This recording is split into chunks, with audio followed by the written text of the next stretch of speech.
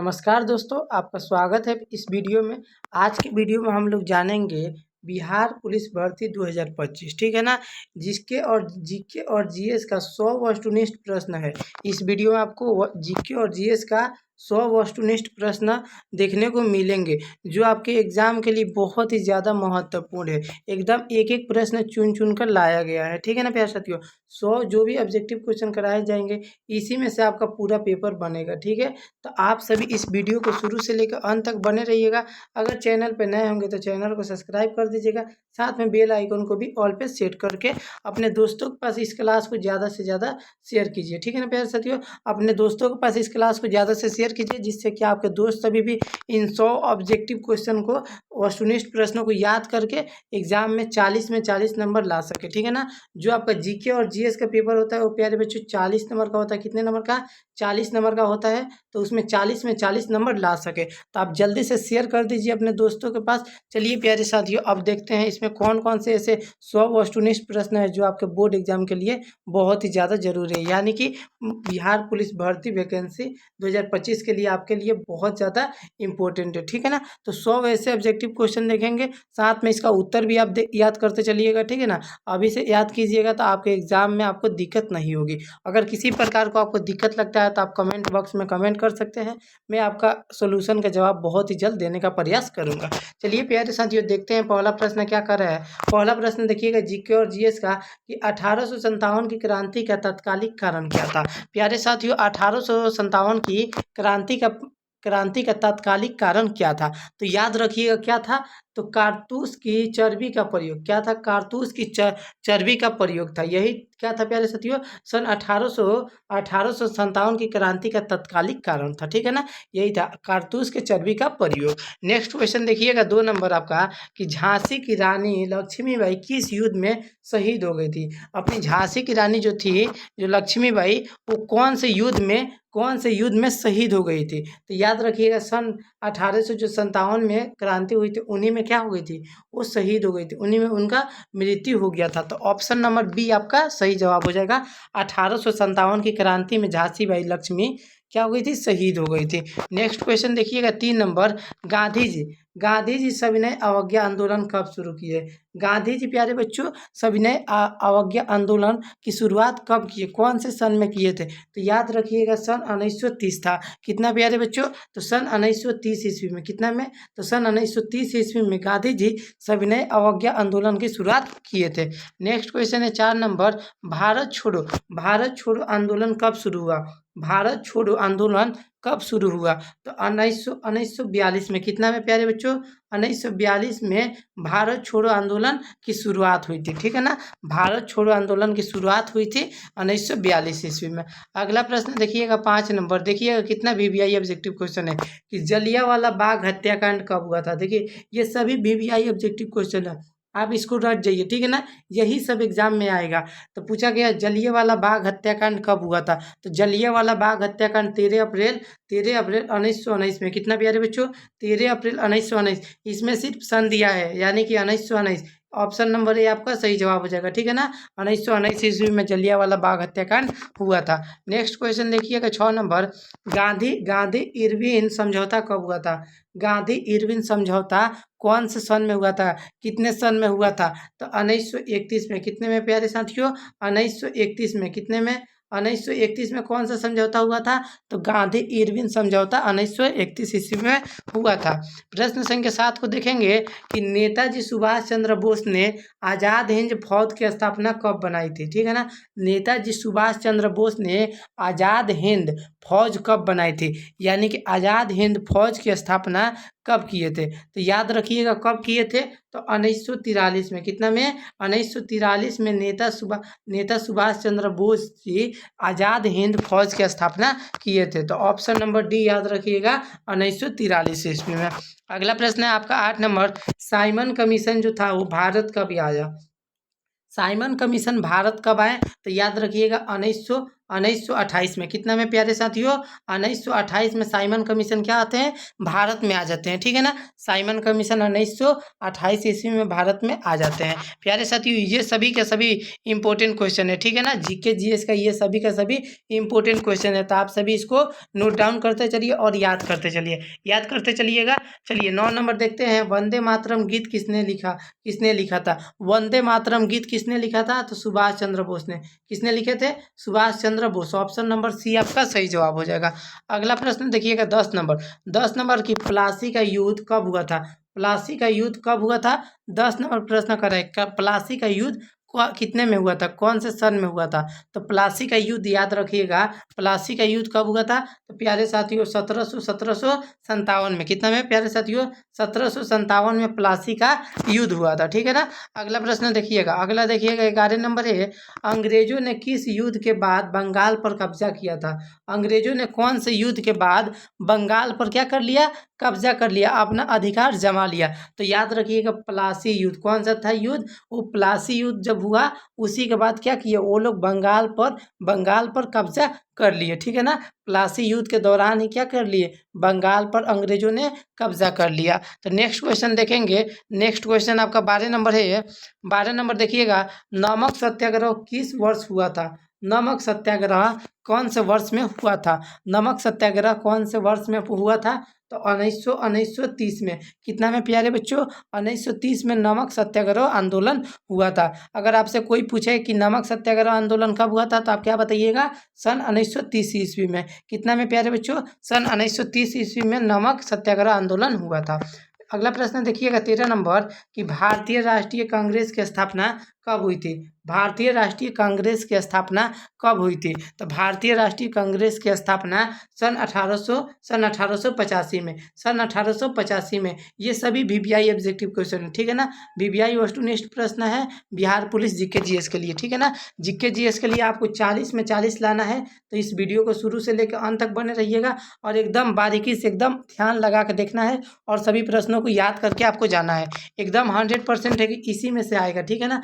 पूरा 100% गारंटी है कि इसी में से आपका पेपर लड़ेगा। ये बहुत ज़्यादा चुन चुन कर लाया गया है, ये सभी रिपीटेड क्वेश्चन है, ठीक है ना। बार बार एग्जाम में पूछने वाला क्वेश्चन को हम लोग क्या किए हैं? चुन चुन कर सभी निचोड़ उसको लाया गया है। अगला प्रश्न देखिएगा। अगला प्रश्न 14 नंबर कि भारत छोड़ो आंदोलन का नारा किसने दिया? भारत छोड़ दो ऐसा आंदोलन का नारा कौन दिए थे? तो याद रखिएगा महात्मा गांधी जी। कौन किए थे? महात्मा गांधी जी दिए थे, ठीक है ना। भारत छोड़ो आंदोलन का नारा कौन दिए थे? तो महात्मा गांधी दिए थे।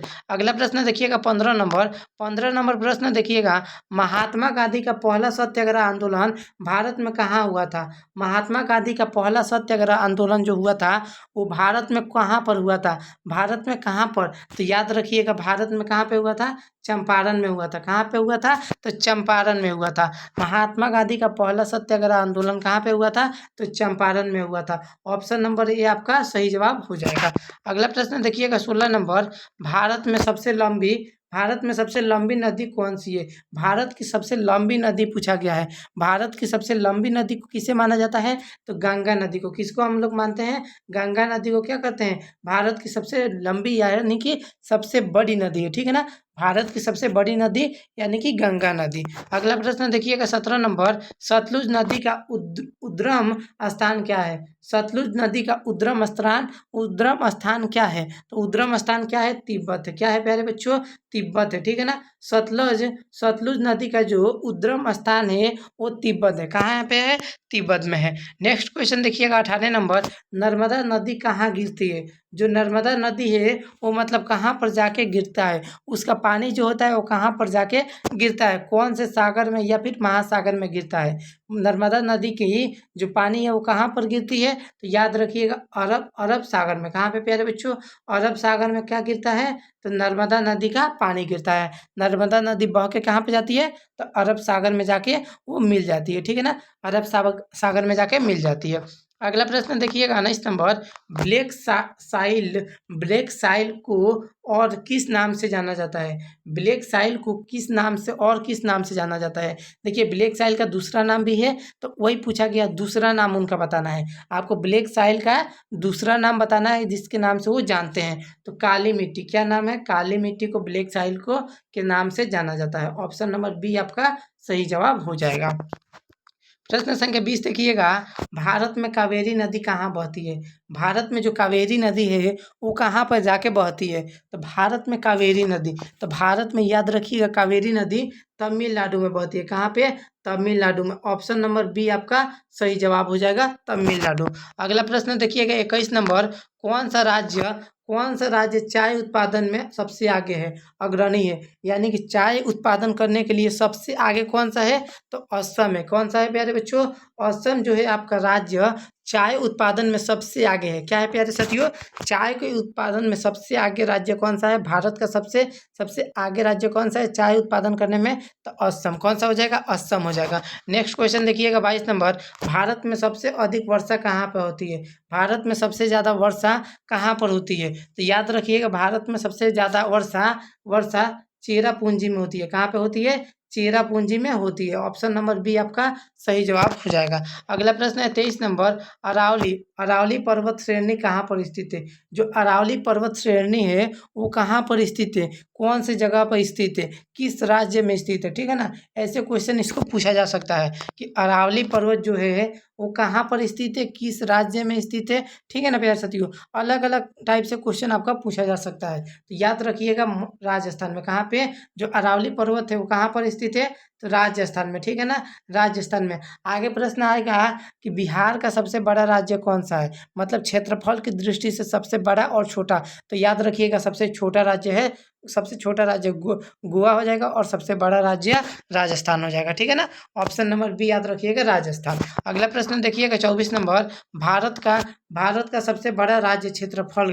देखिए आ गया ना प्रश्न, भारत का देखिए सबसे बड़ा, अभी हम बताए हैं कि सबसे छोटा गोवा था और सबसे बड़ा राज्य कौन सा है? तो सबसे बड़ा राज्य है आपका राजस्थान। कौन सा है प्यारे बच्चों? राजस्थान। क्या है? क्षेत्रफल की दृष्टि से सबसे बड़ा राज्य माना जाता है। अपने भारत का, पूरे भारत का सबसे बड़ा राज्य को किसे माना जाता है? तो राजस्थान को माना जाता है। किसको? तो राजस्थान को माना जाता है। नेक्स्ट क्वेश्चन देखिएगा 25 नंबर, भारत में राजधानी किस अक्षांश पर स्थित है?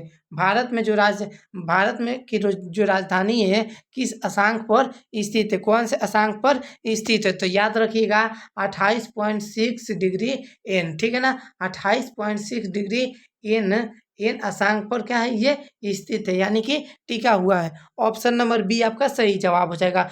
25 का सही जवाब क्या हो जाएगा? Option number B. Next question देखिएगा 26 नंबर, भारत का संविधान कब लागू किया गया था? भारतीय संविधान कब लागू हुआ? तो कब लागू हुआ प्यारे साथियों? जो भारतीय संविधान था आपका कब लागू हुआ था? तो भारतीय संविधान 26 जनवरी 1950 ईस्वी में लागू हुआ था। ठीक है ना, 26 जनवरी 1950 ईस्वी में ये लागू हुआ था। ठीक है, कि कोई भी आपसे पूछे कि भारतीय संविधान कब लागू हुआ, तो 26 जनवरी 1950 ईस्वी में, है ना। तो किसके द्वारा? तो डॉक्टर राजेंद्र प्रसाद। उस टाइम संविधान के अध्यक्ष कौन थे? डॉक्टर राजेंद्र प्रसाद। ठीक है ना, संविधान बनाने में कितना समय लगा था? तो 2 साल 11 महीने 18 दिन। कितना प्यारे बच्चों? 2 साल 11 महीने 18 दिन। ठीक है ना, ये सभी प्रश्नों का आप याद रखिएगा। ठीक है, इन सभी प्रश्नों का आप, और भारतीय संविधान का निर्माता किसे कहा जाता है? तो भीमराव अंबेडकर को। ठीक है ना, बाबा साहब भीमराव अंबेडकर को भारतीय संविधान का निर्माता कहा जाता है, यानी कि निर्माण करने वाले कहा जाता है। अगला प्रश्न देखिएगा 27 नंबर की संविधान सभा का अध्यक्ष कौन था? संविधान सभा का अध्यक्ष कौन थे प्यारे साथियों? तो संविधान सभा का अध्यक्ष डॉक्टर राजेंद्र प्रसाद थे। कौन थे? Doctor Rajendra Prasad. Option number C आपका सही जवाब हो जाएगा। ठीक है ना, 27 का सी नंबर आपका सही जवाब हो जाएगा। अगला प्रश्न देखिएगा 28 नंबर, संविधान का अनुच्छेद 370 किस राज्य से संबंधित था?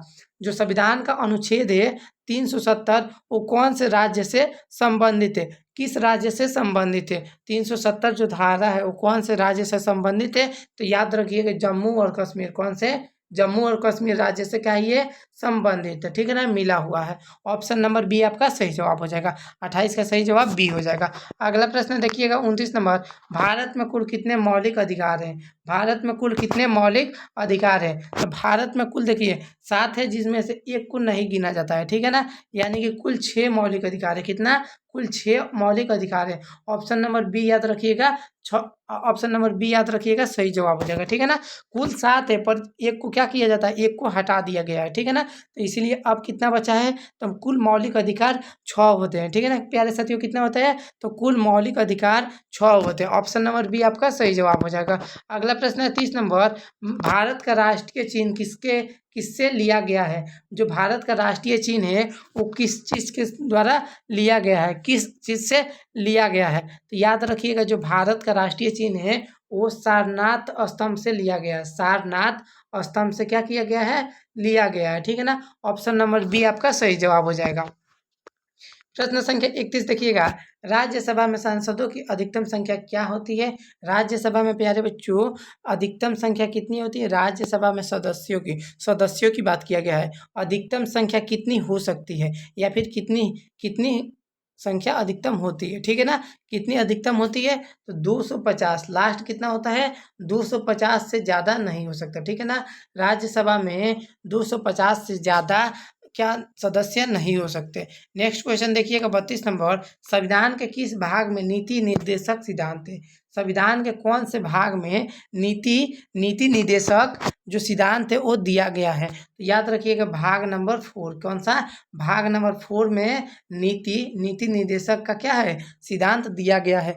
ऑप्शन नंबर 32 का सही जवाब क्या हो जाएगा, सी हो जाएगा, ठीक है ना। 32 का सही जवाब क्या हो जाएगा प्यारे साथियों, सी नंबर आपका सही जवाब हो जाएगा। अगला प्रश्न देखिएगा 33 नंबर, भारत का प्रथम राष्ट्रपति कौन थे? भारत के प्रथम राष्ट्रपति के बारे में पूछा गया है। तो भारत के प्रथम राष्ट्रपति कौन थे? तो डॉक्टर राजेंद्र प्रसाद। कौन थे? डॉक्टर राजेंद्र प्रसाद, ठीक है ना।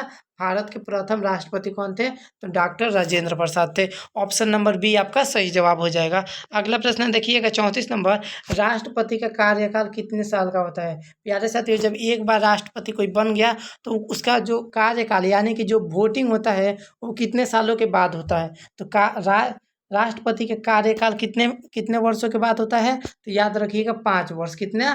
5 वर्ष के बाद होता है, ठीक है ना। ऑप्शन नंबर बी आपका सही जवाब हो जाएगा। राष्ट्रपति के कार्यकाल कुल 5 वर्ष का होता है। नेक्स्ट क्वेश्चन देखिएगा, अगला प्रश्न 35 नंबर, हम भारत के लोग देश किसका आरंभ है? हम भारत के लोग देश किसका आरंभ है? ये क्या है? तो यह एक तरह का क्या है, यह एक तरह का प्यारे साथियों हम भारत के लोग देश यह क्या है, तो याद रखिएगा ये क्या है, संविधान की एक प्रस्तावना है, ठीक है ना। जब आप किसी भी बुक को पढ़िएगा, 10th के किसी भी बुक को आप पढ़िएगा, जैसे उसका 2-3 पेज निकालिएगा ना, तो वहाँ पे संविधान के बारे में लिखा गया है, ठीक है ना। संविधान से रिलेटेड बहुत सारी जानकारी दी गई है। तो उसी में ये क्या है, एक लाइन है कि हम भारत के लोग भारत को एक संपूर्ण प्रभुत्व संपन्न समाजवादी लोकतंत्र बनाने के लिए, ऐसा एक लाइन है, ठीक है ना। तो यह क्या है, संविधान का एक प्रस्तावना है, ठीक है ना। संविधान का एक क्या है, प्रस्तावना यानी कि प्रार्थना है। अगला प्रश्न देखिएगा 36 नंबर, जल का रासायनिक सूत्र क्या होता है? जल का रासायनिक सूत्र देखिएगा कितना प्यारे साथियों, कितना अच्छा क्वेश्चन पूछा गया है। जल का इतना इजी क्वेश्चन पूछा गया है कि जल का रासायनिक सूत्र H2O होता है। क्या होता है प्यारे साथियों, H2O, हाइड्रोजन प्लस ऑक्सीजन। जल का रासायनिक सूत्र क्या होता है? तो 36 का सही जवाब हो जाएगा H2O यानी कि हाइड्रोजन प्लस ऑक्सीजन हो जाएगा। अगला प्रश्न देखिएगा 37 नंबर, मानव शरीर की सबसे बड़ी ग्रंथि कौन सी है? मानव शरीर की सबसे बड़ी ग्रंथि, ठीक है ना। कौन सी ग्रंथि? तो सबसे बड़ी वाली ग्रंथि कौन सी है? तो याद रखिएगा यकृत है। कौन सा है प्यारे साथियों, सबसे बड़ी ग्रंथि कौन सी हो जाएगी? यकृत हो जाएगा। ऑप्शन नंबर बी आपके लिए सही जवाब हो जाएगा। अगला प्रश्न देखिएगा, अगला प्रश्न 38 नंबर, हेमोग्लोबिन किस में पाया जाता है? हेमोग्लोबिन किस में पाया जाता है, आखिर क्यों पाया जाता है, बताना है कि हेमोग्लोबिन की कमी से कौन सा रोग होता है, या फिर हेमोग्लोबिन किस में पाया जाता है। हेमोग्लोबिन किस में पाया जाता है? तो याद रखिएगा लाल रक्त कोशिका में। कहाँ पे? लाल रक्त जो कोशिका होती है उसी में क्या पाया जाता है? तो हेमोग्लोबिन पाया जाता है। अगला प्रश्न देखिएगा 39 नंबर, दूध में कौन सा प्रोटीन होता है? दूध में कौन सा प्रोटीन होता है प्यारे बच्चों? दूध में कौन सा प्रोटीन होता है पूछा गया है। तो दूध में कौन सा, केराटिन का जो केराटिन प्रोटीन होता है, ठीक है ना। दूध में केराटिन नामक प्रोटीन होता है, पाया जाता है। ऑप्शन नंबर बी आपका सही जवाब हो जाएगा। अगला प्रश्न देखिएगा 40 नंबर, हृदय का कार्य क्या है? हृदय का कार्य क्या है? मानव के हृदय का कार्य क्या है? ठीक है ना। मानव के हृदय के कार्य क्या है? तो वो क्या करता है? रक्त को संचार करना है, ठीक है ना। रक्त को साफ करना है और इधर से उधर करते रहना है, ठीक है ना। यानी कि क्या करना है? संरचना को करना है, रक्त का संरचना करना है, ठीक है ना। उसको अच्छा से करना है। अगला प्रश्न देखिएगा 41 नंबर, प्रकाश वर्ष किसका माप है? प्रकाश वर्ष जो है वो किस चीज का माप है? तो प्रकाश वर्ष याद रखिएगा, दूरी का माप है। किसका? तो दूरी का माप है। ऑप्शन नंबर बी आपका सही जवाब हो जाएगा। प्रश्न संख्या 42 देखिएगा, न्यूटन का तीसरा नियम क्या कहता है? प्यारे बच्चों, न्यूटन का जो तीसरा नियम है वो क्या कहता है? ठीक है ना। 53 का बोले सॉरी प्यारे साथियों, 42 का सही जवाब क्या हो जाएगा? न्यूटन का तीसरा नियम क्या होता है? तो न्यूटन का तीसरा नियम क्या होता है? हर क्रिया के समान वह प्रतिक्रिया होती है। किसी भी क्रिया के समान क्या होती है? प्रतिक्रिया भी होती है। अगर आपके साथ कुछ अच्छा हो रहा है तो आपके साथ कुछ बुरा भी होगा, ठीक है ना। मतलब अच्छा भी होगा तो बुरा भी होगा। यानी हर एक चीज अगर कि हर किसी सामान के साथ क्या हो जाएगा? एक विपरीत प्रक्रिया यानी कि उल्टा एक प्रक्रिया भी होगी। अगला प्रश्न है 43 नंबर, पत्तियां हरी क्यों होती है? पत्तियां हरी क्यों होती है? पेड़ पौधे की जो पत्तियां होती है हरी क्यों होती है? किसके वजह से होती है? तो याद रखिएगा प्यारे साथियों, क्लोरोफिल के कारण। किसके किसके कारण? तो क्लोरोफिल के कारण। यानी कि ये नंबर आपका सही जवाब हो जाएगा। क्लोरोफिल के कारण क्या होती है? जो पत्तियां होती है वो हरी होती है। अगला प्रश्न है 44 नंबर, डीएनए कहाँ पाया जाता है? डीएनए कहाँ पर पाया जाता है? ठीक है ना। डीएनए कहाँ पर पाया जाता है पूछा गया है। डीएनए आपको बताना है कहाँ पर पाया जाता है। तो डीएनए याद रखिएगा, न्यूक्लियस में पाया जाता है। कहाँ पे? न्यूक्लियस में पाया जाता है। ऑप्शन नंबर सी आपका सही जवाब हो जाएगा, डीएनए न्यूक्लियस में पाया जाता है। अगला प्रश्न है 45 नंबर, मनुष्य की समान शरीर तापमान कितना होता है? जो मनुष्य के जो समान शरीर के जो तापमान होता है, normal normal temperature of human, ठीक है ना। मनुष्य का नॉर्मल टेम्परेचर कितना होता है पूछा गया है। नॉर्मल टेम्परेचर कितना होता है? 37 डिग्री होता है। कितना पे होता है? 37 डिग्री, ठीक है ना।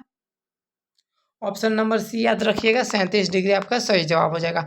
अगला प्रश्न है 46 नंबर, बिहार की राजधानी क्या है? बिहार की राजधानी कहाँ पे है? देखिए कितना छोटा सा क्वेश्चन पूछा गया है। पटना हो जाएगा। क्या हो जाएगा? बिहार की राजधानी पटना हो जाएगा। ऑप्शन नंबर सी आपका सही जवाब हो जाएगा। अगला प्रश्न है 47 नंबर, बिहार में कुल कितने जिले हैं 2025 तक? 2025 तक का बताना है, अभी तक का बताना है कि आपको बिहार में कुल कुल कितने जिले हैं। बिहार में कुल कितने जिले हैं? 47 का सही जवाब बताइए आप कि बिहार में कुल कितने जिले हैं प्यारे बच्चों। तो बिहार में कुल कितने? तो 38 जिले हैं। कितने हैं? 38 जिले हैं, 38, ठीक है ना। 38 जिले हैं बिहार में। प्रश्न संख्या 48 है, बिहार का राजकीय पशु कौन सा है? बिहार का राजकीय पशु कौन सा है? ठीक है ना। इसमें बिहार का पूछा गया, भारत का नहीं, ठीक है ना। तो बिहार का राजकीय पशु क्या होता है? तो गौरैया होता है। ऑप्शन नंबर बी आपका सही जवाब हो जाएगा, ठीक है ना। बिहार का राजकीय पशु कौन सी हो जाएगी? गौरैया हो जाएगी।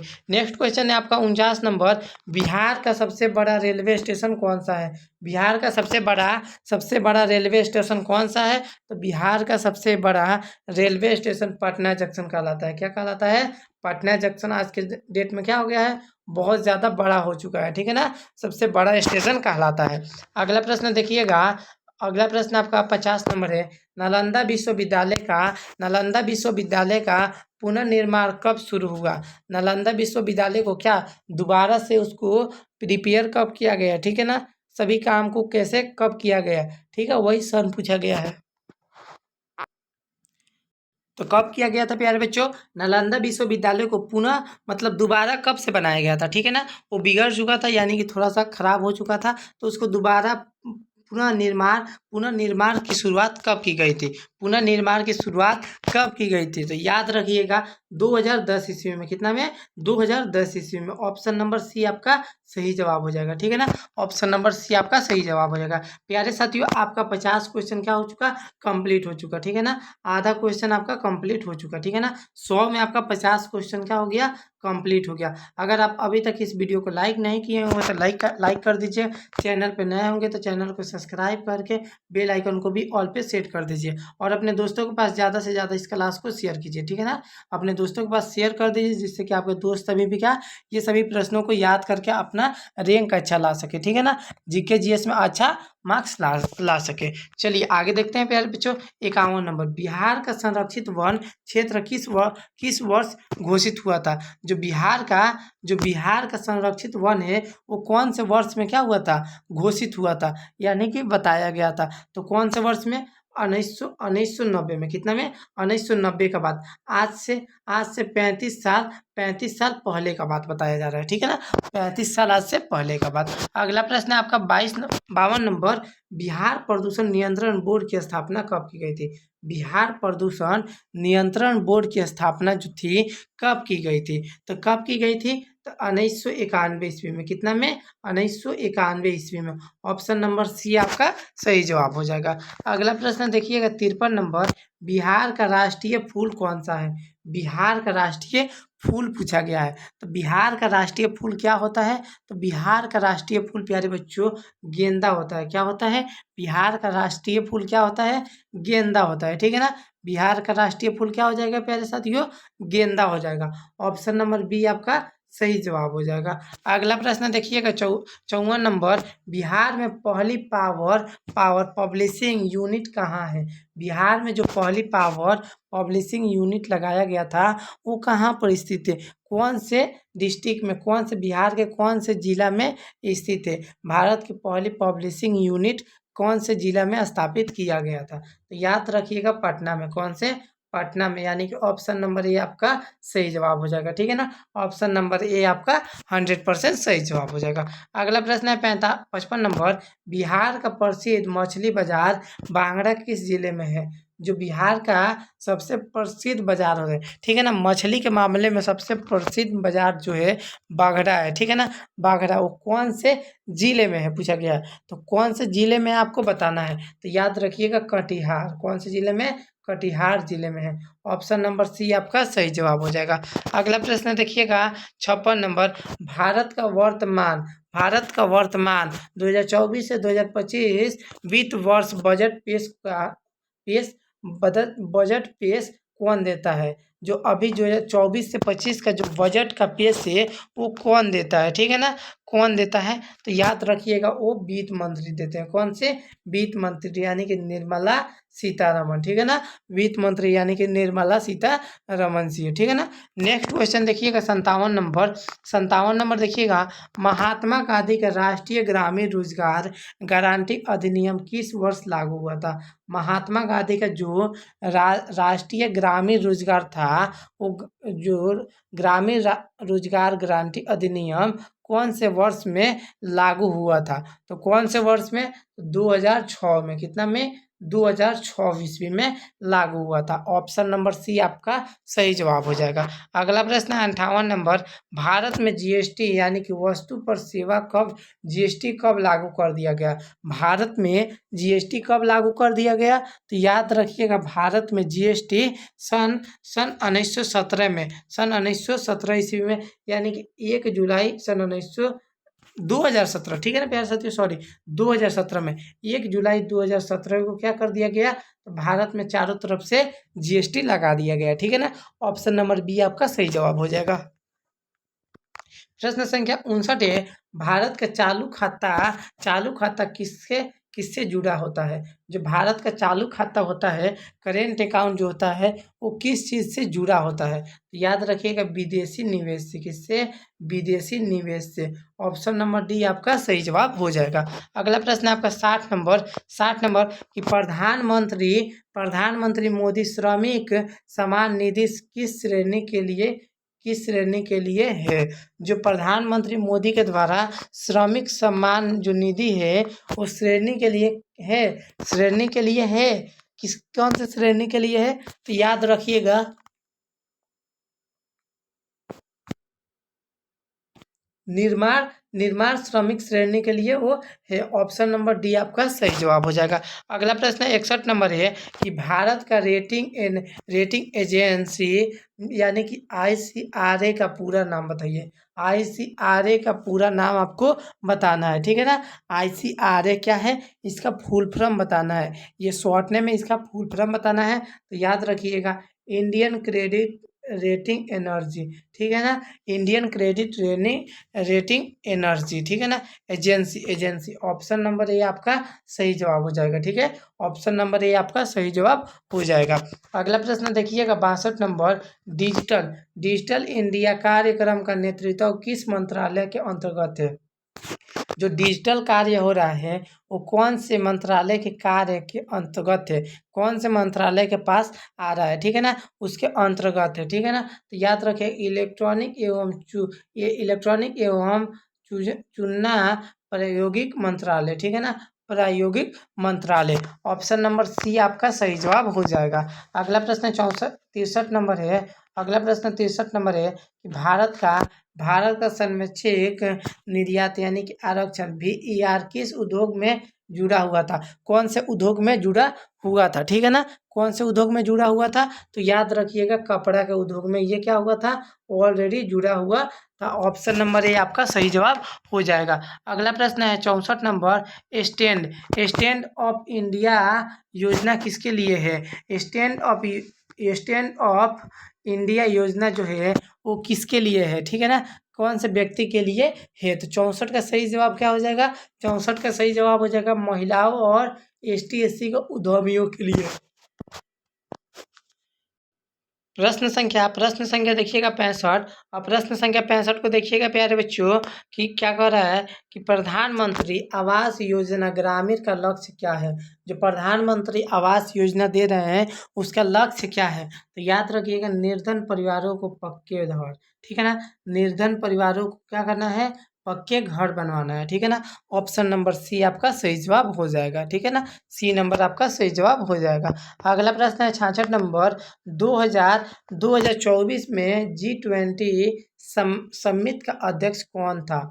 G20 में, ठीक है ना, G20 समिट का अध्यक्ष कौन था, ठीक है ना, 2024 का बात पूछा गया, ठीक है ना, यानी कि पिछले साल का बात पूछा गया है। तो याद रखिएगा, भारत था, कौन था, भारत था, ठीक है ना। ऑप्शन नंबर ए आपका सही जवाब हो जाएगा। अगला प्रश्न देखिएगा 67 नंबर कि 2025 के बावजूद में व्यक्ति विशेषण आयताकार की सीमा क्या रखी गई है, ठीक है ना, यानी कि 2025 के बावजूद बजट के अनुसार व्यक्ति की जो विशेषण आकार है वो सीमा का क्या रखी गई है, यानी कि क्या है, यानी कि उनको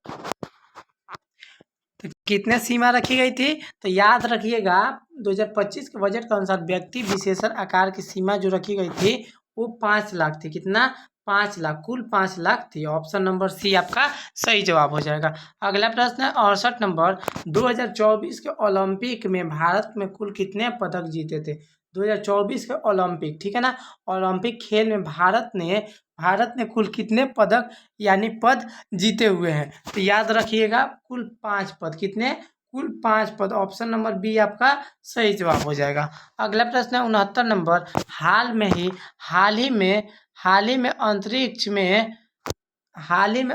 में पानी की खोज की घोषणा किस देश ने की थी? हाल ही में यानी कि अभी जो बात है, अंतरिक्ष में पानी की खोज की घोषणा कौन से देश में किए थे? कौन से देश में किए थे? तो याद रखिएगा, डी नंबर यानी कि भारत देश में। किसमें?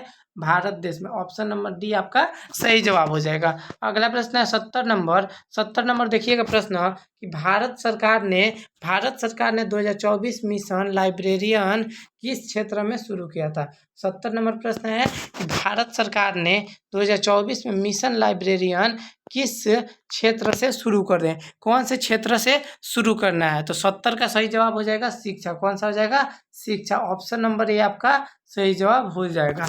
अगला प्रश्न देखिएगा 71 नंबर कि भारत के नए चीफ जस्टिस ऑफ इंडिया 2025 कौन बने थे, यानी कि CJI, ठीक है ना। कौन बने थे, भारत के नए चीफ जस्टिस ऑफ इंडिया कौन बने थे। तो आपका ऑप्शन नंबर कौन सा हो जाएगा, डी नंबर KM जोसेफ। कौन सा हो जाएगा, KM Joseph. Option number D आपका सही जवाब हो जाएगा। KM जोसेफ के द्वारा क्या हुआ था प्यारे साथियों, तो ये क्या हुआ था, एक नया बना हुआ था। अगला प्रश्न देखिएगा 72 नंबर की 2024 में भारत ने किस देश के साथ मैत्री रक्षा समझौता किए, ठीक है ना। 2024 के हिसाब से, ठीक है, 2024 में भारत ने किस देश के साथ मैत्री रक्षा समझौता किया।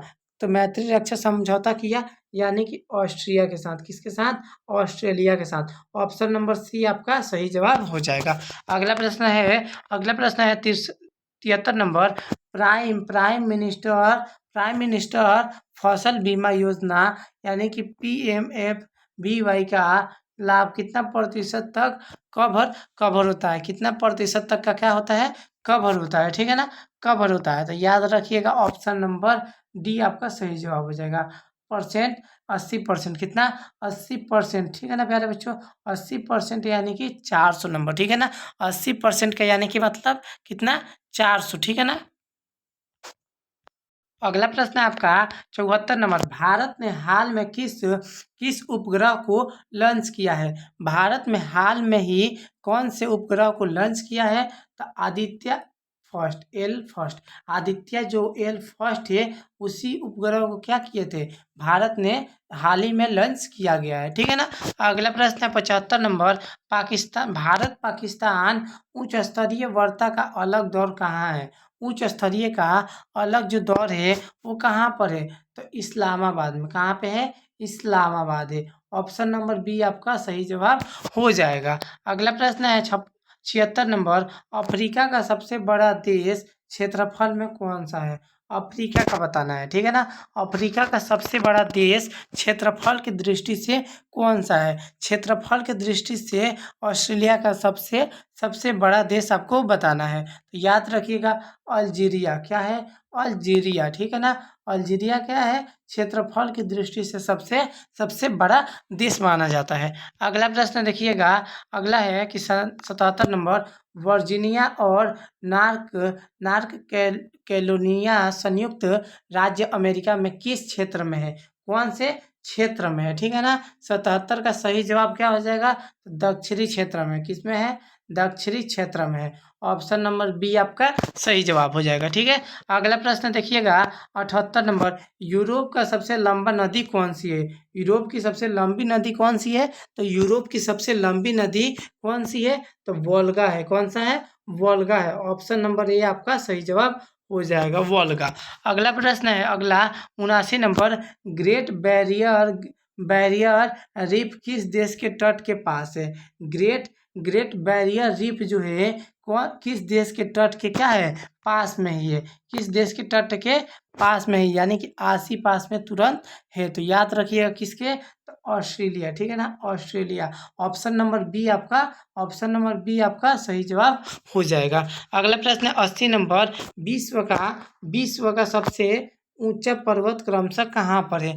विश्व का सबसे ऊंचा जो पर्वत है वो कहाँ पर है और कौन सा है। तो याद रखिएगा माउंट एवरेस्ट विश्व का सबसे बड़ा क्या है, पर्वत है, जो कि नेपाल यानी कि चीन में है, ठीक है ना। ऑप्शन नंबर ए आपका सही जवाब हो जाएगा।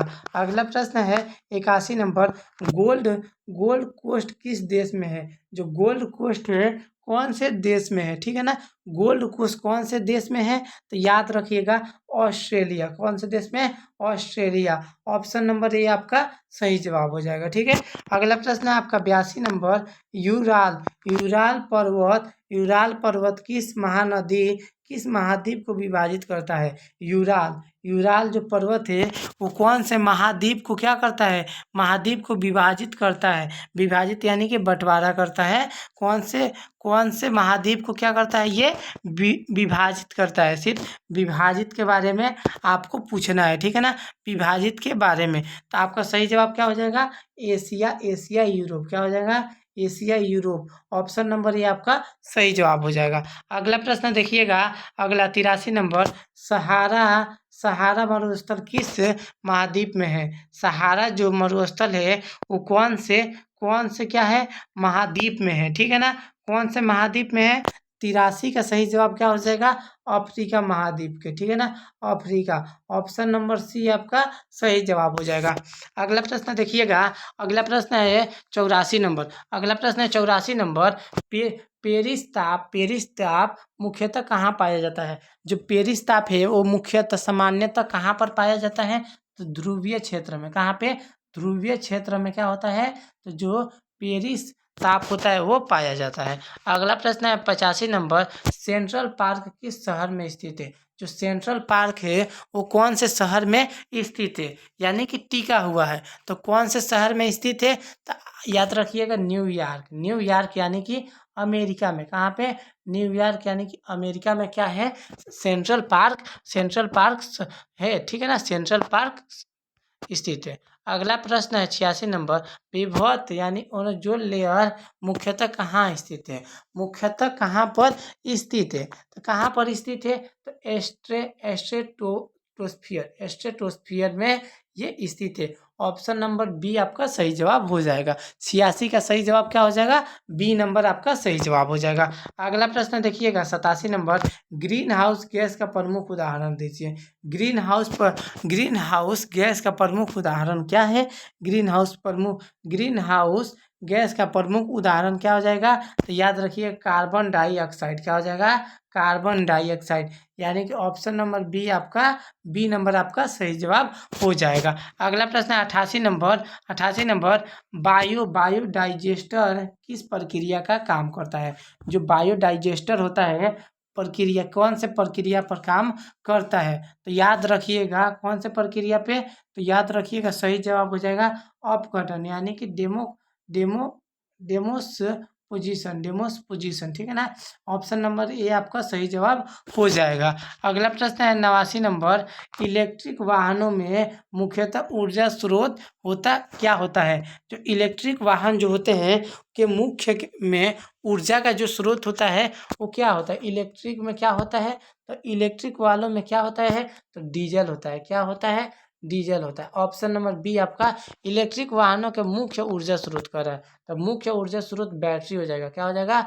बैटरी हो जाएगा। ऑप्शन नंबर सी याद रखिएगा सही जवाब हो जाएगा, ठीक है ना। 79 का सही जवाब क्या हो जाएगा? सी, बैटरी हो जाएगा। अगला प्रश्न है 90 नंबर, रेन फॉरेस्ट का अर्थ क्या है? रेन फॉरेस्ट का अर्थ क्या है? 90 का सही जवाब बताइए आप लोग, कमेंट कीजिए जल्दी से कि रेन फॉरेस्ट का सही जवाब क्या हो जाएगा?